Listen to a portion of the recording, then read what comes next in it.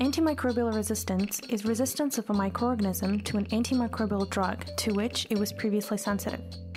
Resistant organisms, including bacteria, viruses, fungi, and parasites, are able to withstand attack by antimicrobial medicines, so that the standard treatments become ineffective and infections persist and may spread to others. Antimicrobial resistance is a consequence of the use, particularly the misuse, of antimicrobial drugs, which develops when a microorganism mutates or acquires a resistance gene. Infections caused by resistant microorganisms often fail to respond to the standard treatment, resulting in prolonged illness and greater risk of death. Antimicrobial resistance reduces the effectiveness of treatment as patients remain infectious for longer, thus potentially spreading resistant microorganisms to others. When pathogens become resistant to first-line treatments, more expensive therapies must be used. The healthcare cost as well as financial burden increases.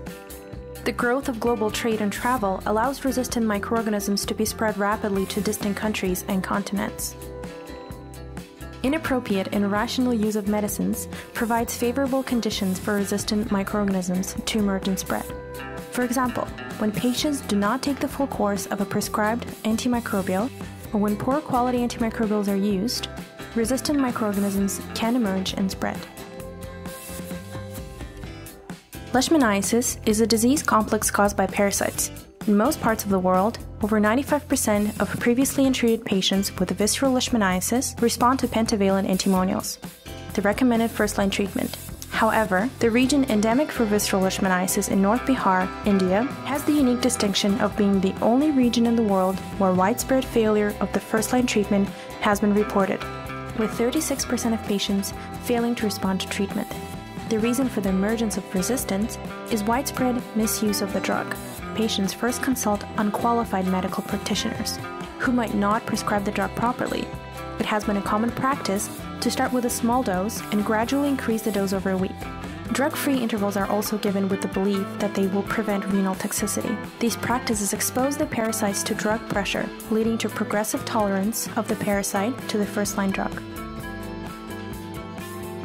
Streptococcus pneumoniae is the most commonly identified bacterial cause of respiratory infections. However, respiratory infections can also be caused by viruses, such as the common cold. Antibiotics are only effective against bacteria. Therefore, taking them will not cure the disease if the infection is caused by a virus.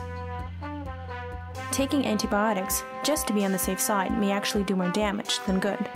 This was the case in France in the early 2000s, when France consumed more antibiotics than any other European country and showed the highest rate of resistance to antibiotic penicillin. In 2002, the government of France launched a public campaign to reduce the number of antibiotic prescriptions, especially during the cold and flu season.